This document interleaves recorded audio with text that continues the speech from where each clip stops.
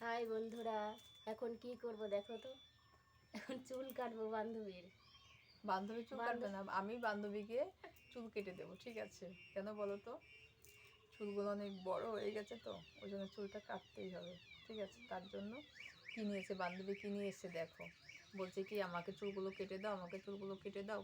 তার জন্য এটা নিয়ে এসছে, বুঝতে পারছো? এই দেখো, একটা হচ্ছে জেন্টস আর একটা হচ্ছে লেডিস, ঠিক আছে?